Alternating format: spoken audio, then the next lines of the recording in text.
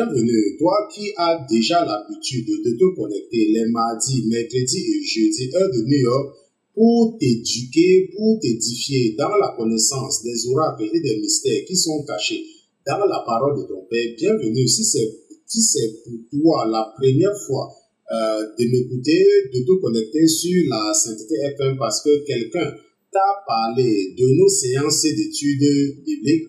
Bienvenue ma soeur, bienvenue mon frère. Je remercie le Seigneur Jésus-Christ pour vos vies. Je remercie le Seigneur Jésus-Christ d'avoir mis dans vos cœurs de vous intéresser aux choses spirituelles. La parole de Dieu nous enseigne dans 1 Corinthiens chapitre 9. Dans 1 Corinthiens chapitre 9, des versets 23 à 24, la parole de Dieu dit « Je fais tout à cause de l'évangile afin d'y avoir part. Ne savez-vous pas que ceux qui courent dans le stade courent tous, mais qu'un seul remporte le prix? Courez de manière à le remporter. » La parole de Dieu dit que lorsque le marathon commence, il y a beaucoup de candidats. Lorsqu'une course commence dans un stade, il y a beaucoup de prétendants à la couronne. Mais nous savons tous qu'il y a beaucoup qui commencent le marathon et qui ne terminent pas. Il y a beaucoup qui ont commencé avec toi en classe de seconde, qui n'ont jamais obtenu leur baccalauréat. Il y en a beaucoup qui ont commencé avec toi en première année à l'université et qui n'ont jamais obtenu la licence. J'ai dit qu'il y a beaucoup qui ont commencé avec toi en classe de 6e et qui n'ont jamais obtenu le BPC. La parole de Dieu te dit ce soir que tu dois courir de façon à remporter le prix. La parole de Dieu dit que tu dois aller au lycée de façon à obtenir ton baccalauréat. La parole de Dieu dit que tu dois aller à l'université de façon à obtenir ta licence et que tu ne dois pas courir en vain et pour rien. Je remercie le Seigneur Jésus-Christ pour ta vie. Ce soir, nous allons comprendre pourquoi Dieu se fâche de David pour avoir fait le dénombrement des enfants d'Israël. Donc, pourquoi Dieu se fâche-t-il de David pour avoir fait le dénombrement pendant que nous allons parcourir le chapitre 24 du deuxième livre des prophètes Samuel et Nathan.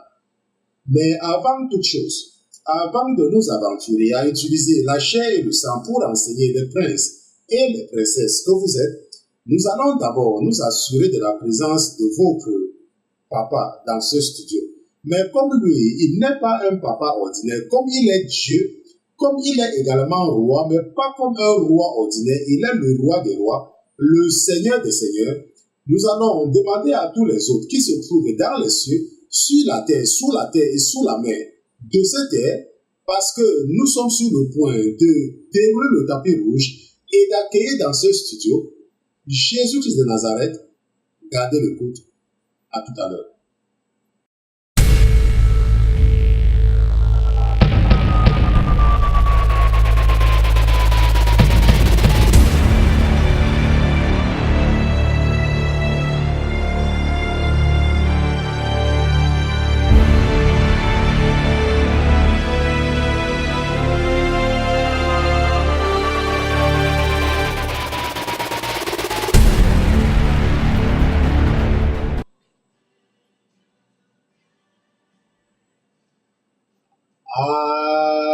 Alléluia, que ton règne vienne, Maranatha,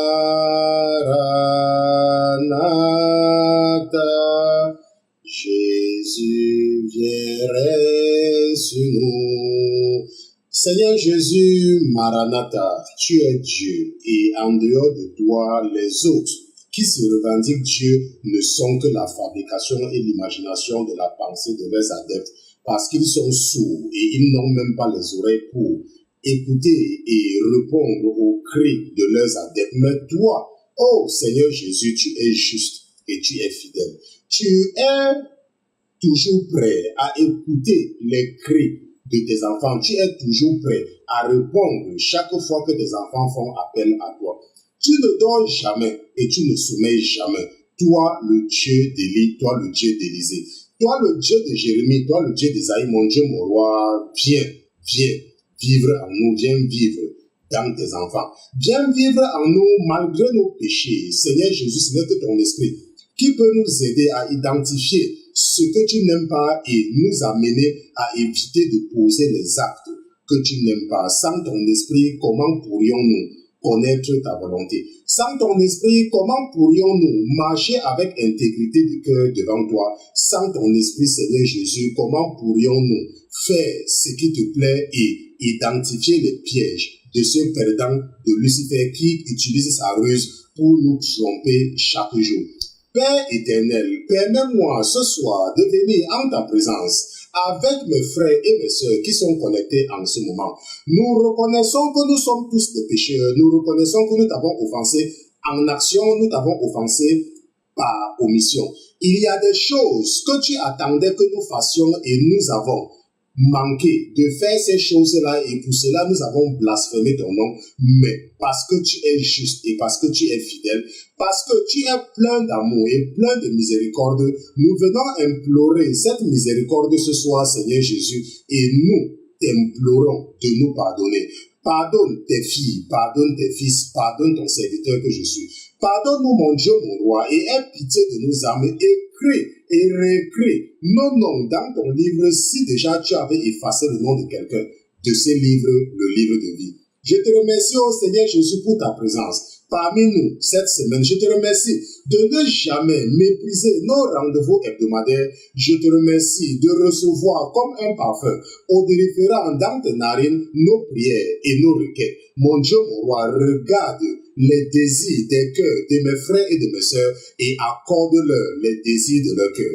Accorde-leur, ô Seigneur Jésus, ce qu'ils désirent le plus, mais surtout ne retire pas ton esprit d'eux, afin qu'ils ne se perdent, parce que sans toi, ils seraient perdus. Sans toi, nous allons nous perdre, parce que c'est toi qui as le tronc et nous ne sommes que les branches. Ce n'est que ton esprit qui peut nous aider à connaître ta volonté. Mon Dieu, mon roi, je te remercie et je te prie au Seigneur Jésus de prendre le contrôle de mon âme et de mon esprit afin d'enseigner tes fils et tes filles qui sont connectés en ce moment. Au nom de Jésus-Christ, ton serviteur et tes enfants, d'une seule voix, nous te disons Amen, amen, amen, amen, amen.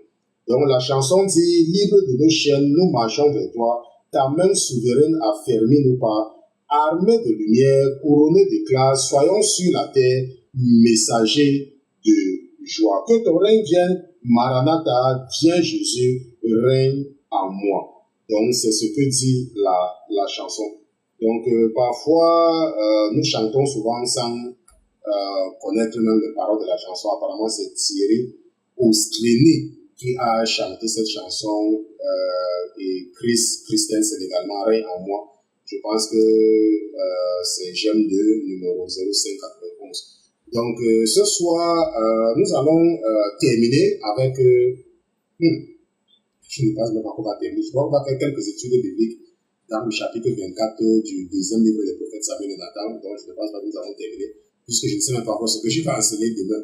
Parfois, je peux savoir que je vais passer au livre suivant, mais apparemment, nous avons peut-être au moins 2 études dans le chapitre 24 du deuxième livre des prophètes Samuel et Nathan. Et ce soir, nous allons voir pourquoi Dieu se fâche-t-il de David pour avoir fait le dénombrement. Donc, si tu as lu, et nous allons également lire ensemble pour comprendre ce qui se passe ici là. Donc, allons dans 2 Samuel chapitre 24. La parole de Dieu nous dit que la colère de l'Éternel s'enflammait de nouveau contre Israël et il excita David contre eux en disant, va, fais le dénombrement d'Israël et de Juda. Et le roi dit à Joab, qui était le chef de l'armée et qui se trouvait près de lui, parcours toutes les tribus d'Israël depuis Dan jusqu'à Beersheba, qu'on fasse le dénombrement du peuple et que je sache à combien il s'élève. Joab dit au roi que l'Éternel ton Dieu rende le peuple 100 fois plus nombreux et que les yeux du roi mon Seigneur le voient. Mais pourquoi le roi mon Seigneur veut-il faire cela? Le roi persista dans l'ordre qu'il donnait à Joab et au chef de l'armée. Et Joab et les chefs de l'armée quittèrent le roi pour faire le dénombrement du peuple d'Israël. Ils passèrent le Jourdain et ils campaient à Aroër, à droite de la ville qui est au milieu de la vallée de Gad et près de Jazer. Ils allaient en Galade et dans le pays de Tachtim, au Chi. Ils allaient à Danshan et aux environs de Sidon. Ils allaient à la forteresse de Tyr et dans toutes les villes des Éviens et des Cananéens. Ils terminaient par le midi de Juda à Beersheba. Ils parcoururent ainsi tout le pays et ils arrivèrent à Jérusalem au bout de 9 mois et 20 jours. Joab remit le rôle du dénombrement du peuple. Il y avait en Israël 800 000 hommes de guerre tirant l'épée et en Juda 500 000 hommes. David sentit battre son cœur après qu'il eut ainsi fait le dénombrement du peuple. Et il dit à l'Éternel, j'ai commis un grand péché en faisant cela. Maintenant, ô Éternel, daigne pardonner l'iniquité de ton serviteur, car j'ai complètement agi en insensé. Le lendemain, quand David se leva, la parole de l'Éternel fut ainsi adressée à Gad, le prophète, le voyant de David. Va dire à David, ainsi parle l'Éternel, je te propose 3 fléaux, choisis-en un et je t'en frapperai. J'ai lu 2 Samuel chapitre 24, versets 1 à 12. Et nous allons comprendre pourquoi est-ce que Dieu se fâche de David à cause de ce dénombrement. Maintenant, si c'est la première fois pour toi de te connecter, je tiens à signaler que nous sommes la Sainteté FM, la Sainteté Télévision. Nous nous retrouvons 3 fois par semaine, mardi, mercredi, jeudi, à partir de 21h de New York. Nous nous retrouvons pour des séances d'études bibliques. Nous ne nous retrouvons pas pour des sermons. Ok, et là maintenant, nous sommes pratiquement terminés avec le deuxième livre des prophètes Samuel et Nathan. Et nous allons après cela entamer avec le premier livre des rois. Ok, nous n'allons pas sauter, nous allons voir le premier livre des rois. Donc, ce que tu devrais faire, c'est que tu dois déjà commencer à lire le livre des rois. Tu n'es pas obligé de lire à notre rythme. Parce que moi, c'est en fonction du Saint-Esprit, il peut m'interrompre sur un chapitre pendant des semaines, comme il peut me faire sauter des chapitres. Donc, ce que je te conseille de faire, c'est de commencer à lire un roi, n'est-ce pas? Un roi, chapitre 1, chapitre 2, et tu termines. Et comme c'est là, quand tu te connectes et que je suis en train d'enseigner quelque chose dans un roi, ça sera beaucoup plus facile pour toi de comprendre et de nous suivre. Mais si tu ne lis pas, n'est-ce pas, ta vie ne va pas changer parce que tu vas toujours continuer à vivre dans le péché parce que tu ne fais aucun effort. Est-ce qu'on se comprend? Maintenant, nous venons de voir que à un moment donné, la Bible nous dit que les enfants d'Israël vont pécher et la colère de l'Éternel va s'enflammer et il va exciter David contre les enfants d'Israël en mettant dans son cœur, n'est-ce pas, de faire le dénombrement d'Israël et de Juda. Maintenant, pourquoi est-ce qu'on parle d'Israël et de Juda? Il faut toujours se rappeler, je vous ai déjà expliqué que Israël, ce sont les 9 tribus du Nord. Ok, et la plupart du temps, quand on parle de Juda, c'est la tribu de Juda, la tribu de Benjamin et la tribu de Siméon. Parce que la tribu de Siméon était totalement inféodée. Ça veut dire que Siméon avait eu sa part d'héritage au milieu des enfants de Juda. Et nous sommes en train de parler des 12 tribus d'Israël, donc des 12 familles spirituelles. En dehors, bien sûr, de la famille des Lévites et de la famille de Joseph. Mais nous savons que Dieu va remplacer Lévi et Joseph par les 2 garçons de Joseph, Ephraim et Manassé, dont les garçons qu'il avait fait, n'est-ce pas, avec Asénath, la fille du prince de On. N'est-ce pas? Je répète toujours ceci parce que c'est très important de connaître les 12 familles spirituelles, qu'on appelle encore les 12 patriarches. Et c'est pour cela que tu vois, on te dit que Dieu va exciter David à faire le dénombrement d'Israël et de Juda. Donc tu vois que si tu ne comprenais pas ce concept, tu n'allais pas comprendre pourquoi est-ce qu'on sépare Israël et Juda. Ok, et par la suite, après les péchés de Salomon, n'est-ce pas, avec toutes ces femmes qu'il avait et qu'il va partir même adorer encore les dieux étrangers, Dieu va diviser, n'est-ce pas, les enfants d'Israël en 2. Au nord, les 9 tribus, et au sud, Benjamin, Juda et Siméon. Et par la suite, il va déporté en captivité les tribus du Nord pour toujours. Et c'est juste aujourd'hui, n'est-ce pas, on les appelle les tribus perdues. N'est-ce pas? Certaines littératures vont parler de 10 tribus perdues, mais en réalité, c'est 9. Ok? Si tu as bien compris ta Bible, en réalité, c'est 9 tribus, les 9 tribus perdues. Et il va faire revenir, n'est-ce pas, Judas à cause de l'amour qu'il avait pour David. Maintenant, donc, nous apprenons donc que Dieu va exciter David à faire le recensement de Israël et de Juda. Maintenant, mais quand tu lis attentivement, tu te rends compte qu'en fait, et c'est pour cela que nous sommes en train d'étudier le chapitre 24, David ne va pas ordonner le recensement de tout Israël et de tout Juda. Non. Il va ordonner le recensement de l'armée. Ok, en fait, c'est le recensement de l'armée. Est-ce qu'on se comprend? Le recensement de l'armée, nous allons comprendre pourquoi tout à l'heure. Bon, maintenant, avant de comprendre ce qui se passe ici, j'aimerais t'inviter à aller dans 1 Chronique chapitre 21. Allons ensemble dans 1 Chronique chapitre 21, avant que je ne continue à expliquer ce que je voulais expliquer. 1 Chronique chapitre 21, nous allons lire à partir du verset 1. Maintenant, et je voudrais que tu notes que 2 Samuel chapitre 24 dit que les enfants d'Israël avaient péché et Dieu va monter David contre eux en l'excitant à faire le dénombrement des enfants d'Israël et de Juda. Que Dieu va exciter. Bon, maintenant, mais si tu lis 1 Chronique, voilà la version de 1 Chronique. 1 Chronique dit, Satan se leva contre Israël et il excita David à faire le dénombrement d'Israël. Ok, donc 2 Samuel chapitre 24 te dit que Dieu va exciter David à faire le dénombrement. 1 Chronique chapitre 21 te dit que Satan se leva contre Israël et il excita David à faire le dénombrement. Tu vas te dire que, pasteur Christian, la Bible là, ça c'est comment encore? N'est-ce pas? Nous allons revenir là tout à l'heure. Et David dit à Joab et au chef du peuple, allez faire le dénombrement d'Israël depuis Beersheba jusqu'à Dan et rapportez-le moi afin que je sache à combien il s'élève. Et ça, c'est la clé. Ok, ça, c'est la clé de tout ce que nous allons discuter ce soir. David dit, afin que je sache à combien il s'élève. À combien s'élève mon armée. Mais pourquoi? Pourquoi est-ce qu'il veut le faire? Nous allons comprendre ça ce soir.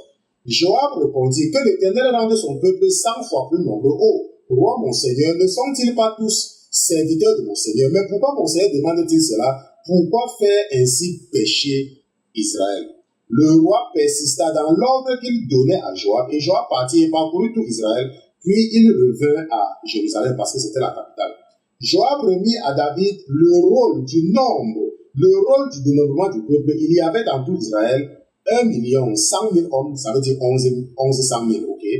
Hommes tirant l'épée, et en Juda 470 000 hommes tirant l'épée. Il ne fit point parmi eux le dénombrement de Lévi et de Benjamin, car l'ordre du roi lui paraissait une abomination. Donc j'ai lu, je pense que je vais jusqu'au verset 8. Cet ordre déplut à Dieu qui frappa Israël. Et David dit à Dieu, j'ai commis un grand péché en faisant cela. Maintenant, daigne pardonner l'iniquité de ton serviteur, car j'ai complètement agi en insensé. Donc nous avons vu que ici là, la Bible nous dit que Satan va se lever contre Israël et il va exciter David à faire le dénombrement d'Israël. Dans 2 Samuel chapitre 24, la Bible nous dit que Dieu, n'est-ce pas, lui-même va exciter David à faire le dénombrement. La colère de l'Éternel s'enflamma de nouveau et il excita David contre eux en disant. Maintenant, je vous ai expliqué la semaine dernière que, et plusieurs fois je vous ai dit ça, c'est que Dieu est tellement bon qu'il ne peut même pas faire du mal à une mouche. C'est quelque chose qu'il faut toujours avoir en idée. N'est-ce pas? La bonté de Dieu, et je pense même que j'ai fait une étude là-dessus, j'ai même fait une histoire là-dessus également. Tu n'as aucune idée, je dis bien aucune idée, de la bonté de Dieu. Aucune idée. Tu ne peux même pas imaginer. Ce n'est même pas la bonté de Dieu est au-delà de l'imagination et de la définition de l'homme. À quel point Dieu est bon. Il n'y a même pas un mot. Nous utilisons même le mot bonté, seulement, c'est parce que c'est seulement ce que nous pouvons comprendre en tant qu'humains. Mais Dieu est bon au point où il ne peut même pas faire du mal à une mouche. Voilà à quel point Dieu est bon avec les hommes que nous sommes, son chef-d'œuvre. Maintenant, je vous ai toujours expliqué que dans le monde spirituel, il y a des lois. Il y a des lois. Et ces lois ont été établies bien évidemment par Dieu. Parce qu'il est juste. Parce qu'il est tellement juste qu'il a établi des lois. Et ces lois, n'est-ce pas, il y a des gens qui sont chargés d'exécuter la loi. Il y a des gens qui sont chargés d'exécuter la loi. D'un côté, nous avons les anges. Et de l'autre côté, nous avons les démons. Tu peux comprendre les anges comme les policiers. C'est pour ça, chaque fois quand tu rêves et tu vois les policiers, ça symbolise toujours les anges. Ok? Tu vois les policiers, eux, ils sont là pour la protection et pour donner ce qui est bien. Et de l'autre côté, tu as ce qu'on peut appeler la prosécution. Ça veut dire que l'accusation. Ceux qui sont chargés, donc comme les geôliers, ceux qui sont chargés d'exécuter les mauvaises décisions. Est-ce qu'on se comprend? Donc, chaque fois que tu poses un acte, c'est la loi ou les lois spirituelles qui te jugent en fait. Ce n'est pas Dieu. On dit que c'est Dieu parce que c'est lui qui a établi cela. Mais il est juste. Donc, parce qu'il est juste, il ne peut pas punir une personne pour quelque chose et laisser l'autre sans punir la personne pour la même chose. Non, ça veut dire qu'il est injuste. Mais Dieu, il est juste et il ne fait exception de personne. Est-ce qu'on se comprend? Donc, c'est pour cela que le prophète Nathan, dans 2 Samuel, dit que c'est Dieu qui avait excité parce que il se place sous cette perspective-là. Alors que celui qui a écrit un chronique se place sous une autre perspective. Et apparemment, certains disent que c'est Esdras qui avait écrit la chronique des rois d'Israël, mais d'autres disent que l'auteur est inconnu.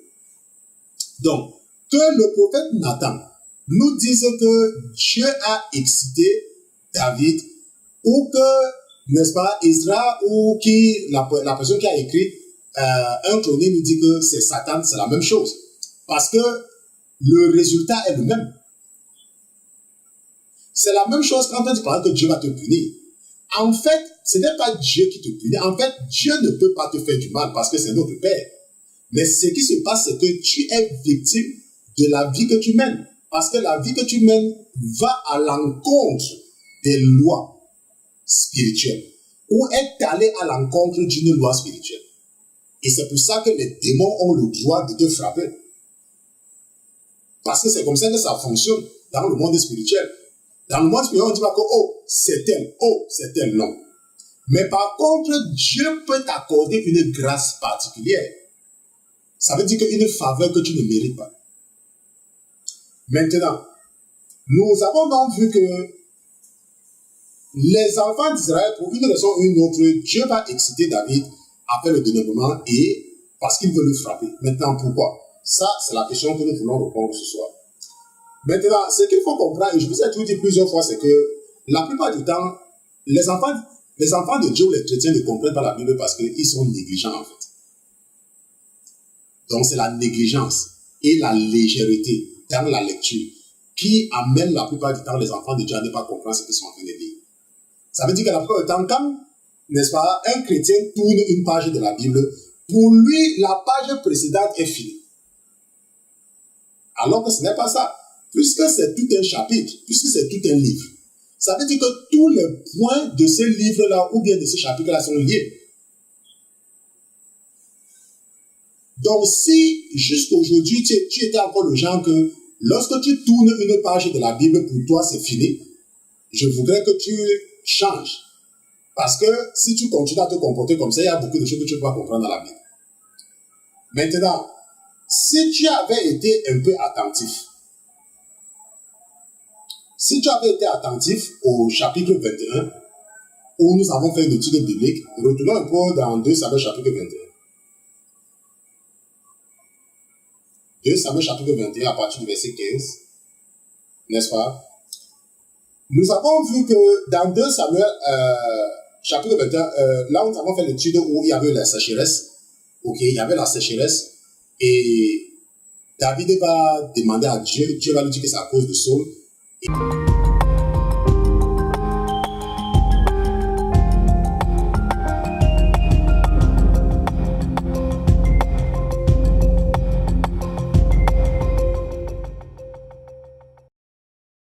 continuer. Nous sommes ce soir en train de comprendre pourquoi Dieu va se fâcher contre David pour avoir fait le dénombrement des enfants d'Israël.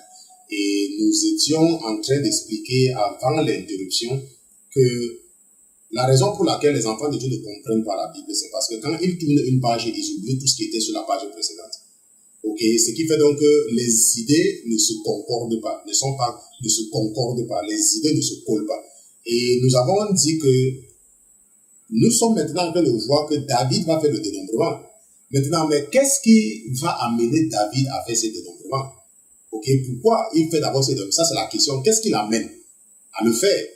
Maintenant, et je disais donc que si nous retournons dans 2 Samuel chapitre 21, nous avions vu dans 2 Samuel chapitre 21 qu'il y avait, à un moment donné, il y avait la sécheresse pendant 3 ans. David va interroger l'Urim et le Thurim, et Jésus va dire à David qu'en fait, c'est à cause de Saul. Parce que Saul avait rompu le serment que Josué avait pris avec les Gabaonites. Nous avons fait déjà une étude de Bible là-dessus. On ne va pas revenir là-dessus. Et la Bible nous dit donc qu'après que la pluie va commencer à tomber, les Philistins vont attaquer les enfants d'Israël et les enfants d'Israël vont les battre à chaque fois. Et la Bible termine dans 2 Samuel chapitre 21, verset 22, en nous disant que les enfants d'Israël, ces 4 hommes étaient des enfants de Rapha Agat, ils périrent de la main de David et par la main de ses serviteurs. Ça veut dire que les enfants d'Israël vont tuer des géants philistins. Maintenant, et lorsque nous partons même au chapitre 23, à partir du verset 8, la parole de Dieu dit que nous parle encore de quelque chose de très important que tu as certainement négligé. La Bible nous dit dans 2 Samuel chapitre 23 que voici les noms des vaillants hommes qui étaient au service de David. Voici les noms des vaillants hommes qui étaient au service de David. Et on va donc les énumérer, n'est-ce pas? On va énumérer Benaja, le fils de Jéhojada. On va énumérer Éléazar, le fils de Dodo. On va les énumérer, n'est-ce pas? On va énumérer, n'est-ce pas, Shama, tous ces hommes forts, n'est-ce pas? On va nous donner la liste des hommes forts, en fait, et à la fin, on va même dire qu'ils étaient 31, ou 33 ou 31, quelque chose comme ça, et on va même nous parler de Uri, n'est-ce pas, qui est celui que David avait tué. Et la Bible nous dit donc que, la Bible nous énumère les hommes forts. Ils étaient vraiment très forts, parce que parmi ces gens-là, il y en avait même qui avaient réussi à tuer des lions. Donc David était entouré par des gens forts, des gens braves. Maintenant, je vois que tu es déjà peut-être en train de comprendre, n'est-ce pas, si tu as été attentif depuis que je donne cette explication. Donc, ce qui fait donc que, parce que David va partir de victoire en victoire, et qu'il va s'entourer, n'est-ce pas, des gens forts, ce qui va se passer, c'est qu'il va devenir orgueilleux. Et il va croire que les victoires qu'il obtient, n'est-ce pas, dépendent de sa force. Que c'est parce qu'il a une armée forte, que c'est parce qu'il a les hommes forts autour de lui, qu'il est toujours gagnant. Voilà la raison pour laquelle David, n'est-ce pas, croit que c'est à cause de sa force, c'est à cause de la force de son armée et de ses généraux qu'il gagne. Est-ce qu'on se comprend? Et c'est maintenant pour cela qu'il va donc commencer à avoir de l'orgueil dans son cœur. Il ne va plus dépendre entièrement de Dieu à un moment donné. Quand il va aller en guerre, il va se focaliser beaucoup plus sur ses hommes, donc sur son armée. Et à cause de cela, n'est-ce pas, il va falloir que Dieu trouve un moyen pour l'humilier. Que Dieu trouve un moyen pour lui rappeler que, en fait, ses victoires dépendent de lui, Jésus-Christ. Et que ça n'a rien à voir avec les hommes qui sont autour de lui. Est-ce qu'on se comprend? C'est pour cela que lorsque Joab va aller faire le recensement, la Bible nous dit, et si tu as, n'est-ce pas, été attentif, dans 2 Samuel chapitre 24, verset 9 à 10, la Bible nous dit qu'il y avait en Israël 800 000 hommes de guerre. 800 000 hommes de guerre tirant l'épée et en Juda 500 000 hommes. Donc tu vois que si tu fais 800 000 plus 500 000, ça veut dire qu'en fait, l'armée des enfants d'Israël, c'était 1 200 000 personnes. Alors, un peu dans 2 Samuel, chapitre 24, verset 9 à 10. Donc, David, en fait, lorsqu'on va lui donner ces chiffres, la Bible dit au verset 10 que David sentit battre son cœur après qu'il eut ainsi fait le dénombrement du peuple. Donc, après qu'on va donner le nombre, David va avoir peur, immédiatement va avoir peur, parce qu'il va se rendre compte que son armée, en fait, est petite. Il va se rendre compte immédiatement que son armée est petite et que ses victoires ne dépendaient pas de son armée. C'est pour ça que le verset dit que David sentit battre son cœur. Parce qu'il croyait qu'il avait des millions. Alors qu'il n'y avait que 800 000 personnes. Pour les 9 tribus et 500 000 personnes. Bon, c'est vrai que dans 1 Chroniques chapitre 21, verset 5 à 7, on parle de 1 100 000 et de 470 000, n'est-ce pas? Mais je vous ai déjà expliqué ça, ok? Ce n'est pas les mêmes personnes qui ont écrit 2 Samuel et 1 Chronique. Ce n'est pas la même personne et, n'est-ce pas, la Bible, ce n'est pas une mise en scène. Donc, 2 personnes donnent des choses, mais le plus important ici, c'est l'idée. Donc, quand on va lui donner le chiffre, son cœur va battre. Et il va comprendre que ses victoires n'avaient rien à voir avec la force de son armée ou alors la force de ses généraux. Et quand il va se rendre compte de cela, il va avoir peur. Et immédiatement, la réaction de Jésus qui sera immédiate. Maintenant, il faut se rappeler que la réaction de Jésus est immédiate parce que c'est Jésus qui va, n'est-ce pas, amener Satan à mettre cette idée dans sa tête, dans la tête de David. Et nous avons déjà expliqué cela, comment est-ce que les anges se réunissent. Quand on a fait l'étude sur les anges stratèges, comment les décisions se prennent au ciel. Lorsque Dieu veut exécuter un plan, n'est-ce pas, il fait une réunion. Vous savez le cas du prophète Michée. Ok, si tu n'as pas vu ça, n'est-ce pas, il faut aller regarder. Je ne me rappelle plus très bien comment j'ai intitulé l'étude biblique, mais nous avons vu comment est-ce que les anges stratèges, n'est-ce pas, agissent. Maintenant, nous avons donc compris que David, à cause de l'orgueil, va croire que ses victoires dépendent de lui. Parce qu'il a les gens forts autour de lui, il va croire qu'il a également une grande armée, mais il va se rendre compte que son armée en fait est petite, comparée à l'armée des Philistins. Et que s'il gagne, ce n'est pas à cause de sa force, mais c'est à cause de Dieu. C'est à cause de Jésus-Christ. Maintenant, parce que ce qu'il faut comprendre, c'est que le fait de faire le recensement, en fait, ce n'est pas un péché en soi. Ok? Parce que si nous partons dans Nombre chapitre 1, allons un peu dans Nombre chapitre 1. Donc, Nombre chapitre 1 à partir du verset 1. En fait, c'est pour ça que c'est le livre des Nombres. Ok? Parce que là-bas, on donne les chiffres. Maintenant, Nombre dit que l'Éternel parla à Moïse dans le désert de Sinaï, dans la tente d'assignation, le premier jour du second mois, la seconde année après leur sortie du pays d'Égypte, il dit: faites le dénombrement de toute l'assemblée des enfants d'Israël, selon leur famille, selon les maisons de leur père, en comptant par tête les noms de tous les mâles, depuis l'âge de 20 ans et au-dessus. Tous ceux d'Israël en état de porter les armes. Vous en ferez le dénombrement selon leur division, toi et Aaron. Donc tu vois qu'il y a déjà un précédent. C'est vrai que c'est Dieu qui dit à Moïse de faire le recensement. Mais ici, là, il faut voir que les enfants d'Israël savaient déjà comment faire le recensement. Donc, David n'est en train de rien inventer ici. Mais Dieu punit David à cause de l'intention. C'est-à-dire que la motivation, qu'est-ce qui l'amène en fait à faire le dénombrement? Or, lorsque Jésus-Christ dit à Moïse de faire le dénombrement, c'est parce que Jésus veut nous raconter une histoire sur, n'est-ce pas, l'âge de la responsabilité spirituelle. Et je vous ai déjà même expliqué ça ici, l'âge de la responsabilité spirituelle, 20 ans et au-dessus. Je vous ai expliqué ça, n'est-ce pas, l'âge de la responsabilité spirituelle. Ça ne veut pas dire que si tu as 15 ans et que tu pêches, tu n'iras pas en enfer. Ce n'est pas ce que cela veut dire. Ça veut tout simplement dire que tu es spirituellement responsable à plus de 20 ans. À partir de 20 ans en montant. Donc 20 ans plus une seconde. C'est là où dans le monde spirituel, tous tes actes, n'est-ce pas, te sont imputés automatiquement. Donc, si tu m'écoutes ce soir et que tu as plus de 20 ans, il faut savoir que chaque acte que tu poses, n'est-ce pas, est écrit directement dans ton registre.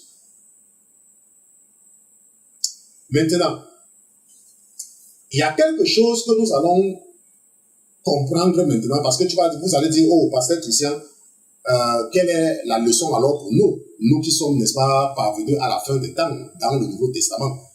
Maintenant, vous savez qu'il y a surtout les adeptes, n'est-ce pas, d'une certaine religion, qui aiment souvent dire que la Bible dit que aide-toi, le ciel t'aidera. Je ne sais même pas là où ils ont pris le verset là dans la Bible.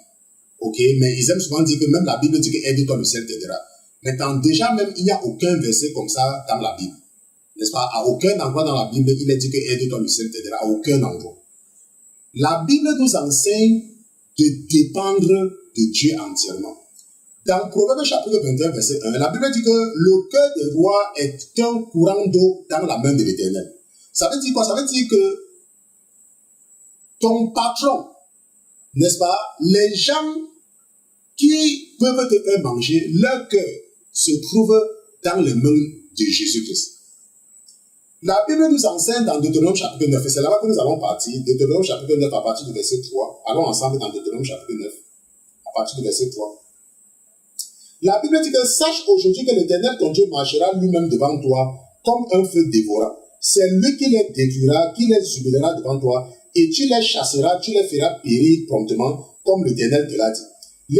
Lorsque l'Éternel ton Dieu les chassera devant toi, est-ce que tu comprends? La Bible dit que lorsque l'Éternel ton Dieu les chassera devant toi, lorsque l'Éternel ton Dieu les chassera devant toi, ne dis pas en ton cœur, c'est à cause de ma justice que l'Éternel me fait entrer en possession de ce pays, car c'est à cause de la méchanceté de ces nations que l'Éternel les chasse devant toi. Qu'est-ce que cela veut dire? Cela veut dire que ta réussite ne dépend pas de toi. Est-ce que tu me comprends? Ta réussite ne dépend pas de toi. Ta réussite dépend de Dieu. Maintenant, pourquoi est-ce que beaucoup de personnes n'arrivent pas? Parce que c'est souvent très difficile. Chaque fois que j'explique ce passage à certaines personnes, c'est difficile pour eux de comprendre. Ils me disent, oh, pasteur, donc tu veux dire que je dois donc rester sans travailler, je dois donc rester sans aller à l'école, je dois donc rester sans faire ceci.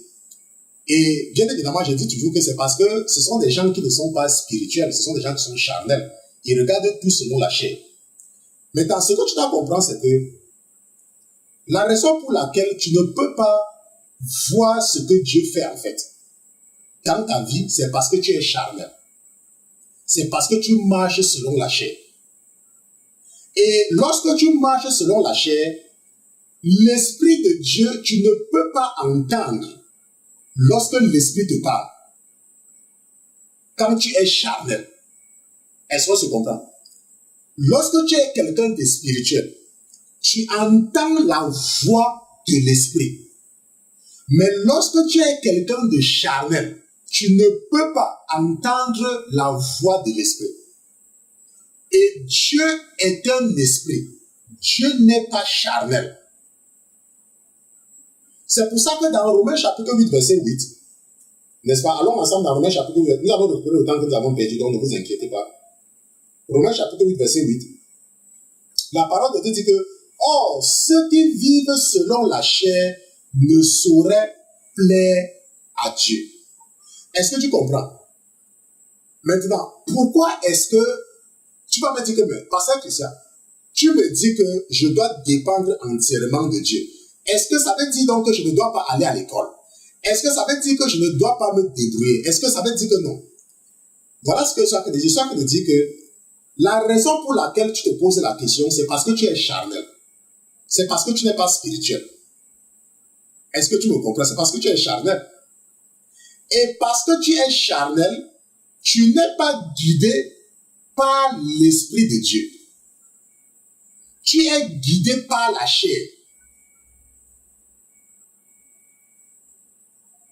Est-ce qu'on se comprend? Tu es guidé par la chair.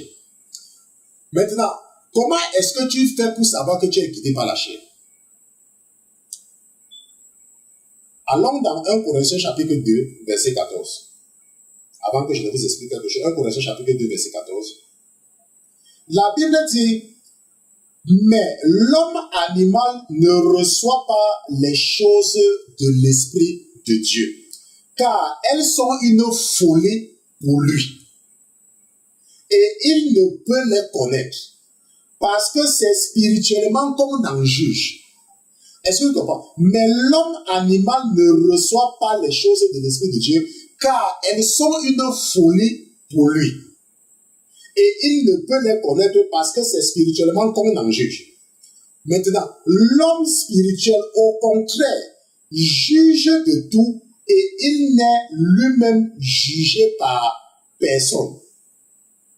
Est-ce que tu comprends? L'homme spirituel, au contraire, juge de tout. Et ça veut dire qu'en fait que l'homme spirituel comprend tout. Et que l'homme animal ne reçoit pas les choses de l'Esprit de Dieu. Ça veut dire que quoi? Ça veut dire que lorsque tu es quelqu'un de charnel, Dieu te parle, mais tu ne peux pas écouter parce que tu marches selon la chair. Tu marches selon la chair, tu n'es pas spirituel. Donc, si Dieu te demande d'aller à l'école, tu ne sauras pas que c'est Dieu. Si Dieu te demande de rester sans rien faire, tu ne pourras pas savoir que c'est Dieu. Pourquoi? Parce que tu es charnel. Tu n'écoutes pas quand l'Esprit te parle.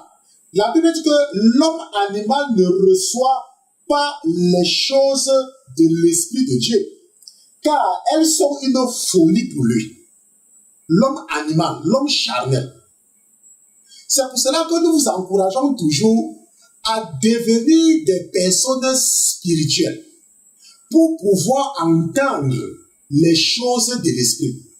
Maintenant, quelles sont les choses qui t'empêchent de devenir spirituel? Les statues, les croix, les chapelets, les livres de prière et les maquillages, les faux cheveux, l'habillement impudique. Voilà les choses qui t'empêchent de devenir spirituel. Est-ce qu'on se comprend? Ces choses-là t'empêchent de devenir quelqu'un de spirituel. Maintenant, lorsque tu es quelqu'un de spirituel, tu entends la voix des choses de l'Esprit. Ça veut dire que tu entends la voix de Dieu. Et cette voix-là peut t'encourager à aller à l'école. Cette voix-là peut t'encourager à ne pas aller à l'école.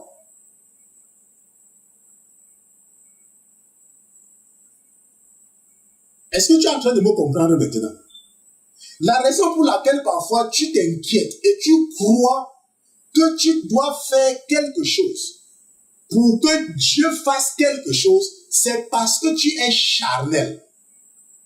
C'est pour cela que tu crois que ton succès dépend de toi, tout comme David. Et c'est pour cela que tu travailles pour rien en fait. La preuve, c'est qu'il y a des femmes, n'est-ce pas, qui bénéficient de la prière de leurs parents. Tu peux voir une femme qui n'a pas fréquenté, mais elle épouse un homme qui a beaucoup de moyens.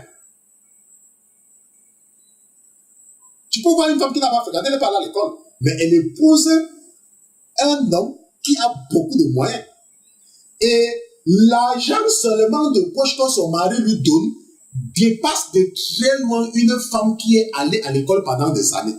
Or, elle n'a pas fait les mêmes efforts. Mais un homme s'occupe d'elle. Et elle vit dans une grande maison et tout, et tout, et tout. Est-ce que tu me comprends? De la même façon, tu vas voir par exemple un homme qui est spirituel et il a des enfants.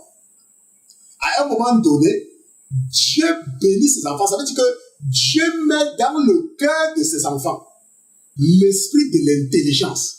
Et ses enfants sont tellement intelligents qu'ils deviennent tous des grandes personnes pour s'occuper de leurs parents. Est-ce que tu comprends? La raison pour laquelle parfois tu crois que tu dois faire quelque chose pour que Dieu fasse, c'est parce que tu es charnel. Et je vais répéter ça pendant toute l'étude biblique de ce soir. Rappelle-toi, nous sommes en train d'étudier ce soir pourquoi Dieu se fâche-t-il de David pour avoir fait le dénombrement. Nous avons expliqué que c'est parce que David, à cause de ses victoires, répétées, était devenu orgueilleux et avait cru que ses victoires dépendaient de sa force et de la force de ses généraux. Alors que c'était Dieu qui, en fait, le faisait gagner David. Et il va se rendre compte. Et c'est pour ça que Jésus-Christ va le punir.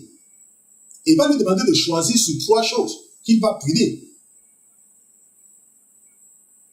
Maintenant, parfois, je n'aime pas prendre les exemples, n'est-ce pas, sur moi. Je sais que je suis un témoignage. Ok, que c'est à cause de moi que je sais que le Seigneur m'utilise pour amener beaucoup de ses enfants vers lui. Récemment, par exemple, lorsque je cherchais le travail, l'esprit, il y a des choses que je faisais. N'est-ce pas? Il y avait des choses que je faisais, mais l'esprit, en fait, je sentais que je ne devais pas faire ça. L'esprit me faisait, je sentais que ça ne servait à rien. Parce que je vous ai dit que lorsque tu es au service de l'Éternel, tu apprends à le comprendre. Tu apprends. Est-ce que tu apprends? Je savais. Il y avait seulement quelque chose à moi qui me disait que ce que tu fais là, ça ne sert à rien parce que ce que je suis sur le point de faire, tu n'en auras même pas besoin. Mais moi, je faisais quand même. Parce que bon, je m'ennuyais, il fallait que je m'occupe. Mais l'esprit disait que, parce que je sentais en moi. Ce qui fait que lorsque j'ai finalement trouvé le travail que j'ai trouvé n'a rien à voir avec ce que je faisais, avec tous les efforts que je faisais. Absolument rien à voir. Pourtant, je croyais qu'il me fallait avoir ces choses-là pour avoir le travail. Mais en fait, finalement, le travail que j'ai eu n'a même rien à voir avec tous les efforts que je faisais. Maintenant, pourquoi est-ce que le Seigneur me permet parfois d'aller dans ces choses? Il me permet d'avoir ces expériences pratiques pour que ce soit beaucoup plus facile pour moi de vous expliquer certaines choses.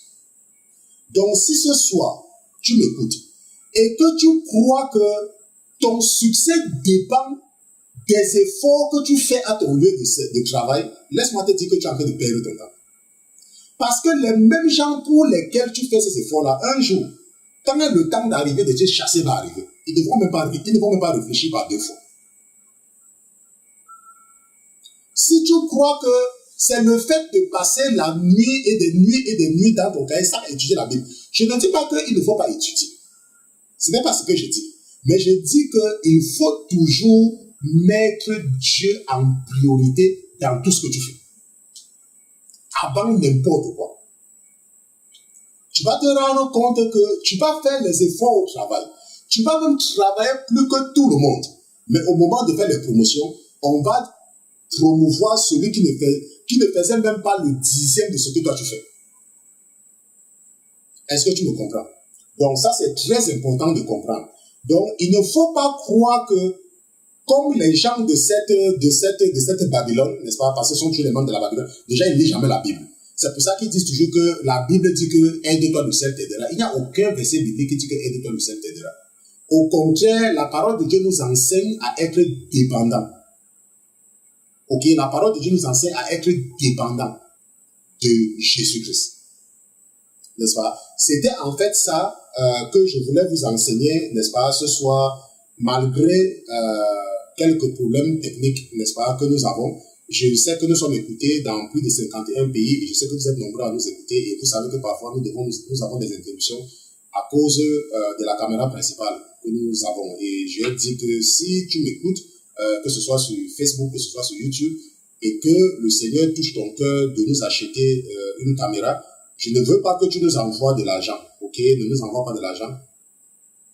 Achète une caméra que tu penses que c'est une bonne caméra et au moment d'envoyer ça, tu peux nous envoyer un email pour que nous te donnons, n'est-ce pas, l'adresse à laquelle, n'est-ce pas, tu peux envoyer pour que nous puissions recevoir et utiliser quelque chose qui ne va plus nous interrompre lorsque nous sommes en studio. Okay? Donc, je dis bien, si le Seigneur touche ton cœur, okay, et il n'y a pas une bénédiction qui dépasse je vous ai expliqué ici que la chose la plus importante pour recevoir de Dieu, c'est lorsque tu fais un sacrifice. C'est lorsque tu fais quelque chose qui te coûte. N'est-ce pas? La prière est bien, le jeûne est bien. Mais nous avons vu que la combinaison gagnante, c'est la prière, le jeûne et le sacrifice. Nous avons vu ça. Et j'ai fait une étude biblique là-dessus. Si tu n'as pas suivi cette étude biblique, n'est-ce pas, c'est sur notre site, ou alors tu peux chercher ça sur YouTube, n'est-ce pas, la combinaison gagnante, la prière, le jeûne et le sacrifice. Donc, si le Seigneur touche ton cœur, ok, pour nous acheter une caméra de qualité, parce que celle-ci, ça s'arrête de temps en temps, n'est-ce pas, tu peux déjà le faire. Ne nous envoie pas de l'argent, ok, ne nous envoie pas de l'argent. Achète cette caméra et envoie-nous un email, la sainteté1@gmail.com, et nous allons répondre avec l'adresse, n'est-ce pas, postale où, n'est-ce pas, tu peux envoyer cette caméra. Et bien évidemment, une caméra professionnelle. Ok, une caméra professionnelle. N'est-ce pas? Donc, je te remercie d'avoir été à l'écoute ce soir. Je vous remercie d'avoir été à l'écoute malgré le problème technique. N'est-ce pas? Ce soir, nous avons compris pourquoi Dieu va se fâcher de David après le dénombrement. Nous avons compris que David, en fait, avait été motivé par son orgueil et qu'il avait cru que ses victoires dépendaient de la force de son armée. Mais lorsque son général va revenir avec le nombre de 800, n'est-ce pas, et de 800 000 et de 500 000, il va comprendre que son armée était petite, très petite même, comparée, n'est-ce pas, aux armées qu'il a battues et qu'il a assujetties. Je remercie le Seigneur Jésus-Christ pour ta vie. Nous allons prier et s'il prête au Seigneur, nous allons nous retrouver demain à 21h de New York. Nous allons prier. Seigneur Jésus, je te remercie d'avoir été avec nous ce soir. Une fois de plus, je te remercie pour ta bénédiction. Je te remercie, mon Dieu, mon roi, pour la vie de ton serviteur que je suis. Je te remercie également pour la vie de mes frères et mes sœurs qui se connectent tous les mardis, mercredis, jeudi à partir de 21h. Je te remercie également pour la vie de cette personne qui écoute son serviteur sur Facebook, qui écoute ton serviteur sur YouTube. Ta parole nous enseigne que lorsque tu partais, tu nous as instruits, tu nous as donné un seul ordre, que allez, faites de toutes les nations mes disciples. Nous voulons au Seigneur Jésus que tout le monde devienne ton disciple, mais tes enfants sont encore victimes de l'ignorance. Tes enfants sont encore victimes de leur légèreté de ta parole. C'est pour cela, ô Seigneur Jésus, que je te prie ce soir de ne surtout pas retirer ton esprit de moi, afin que cet esprit m'aide à enseigner tes enfants, à leur montrer comment l'ennemi les piège, à dévoiler les pièges de ce cargan de Lucifer, afin qu'ils soient des personnes libres et des personnes spirituellement matures. Nous te remercions d'avoir été présent dans ce studio ce soir. Au nom de Jésus-Christ, ton serviteur et tes enfants, d'une seule voix, nous te disons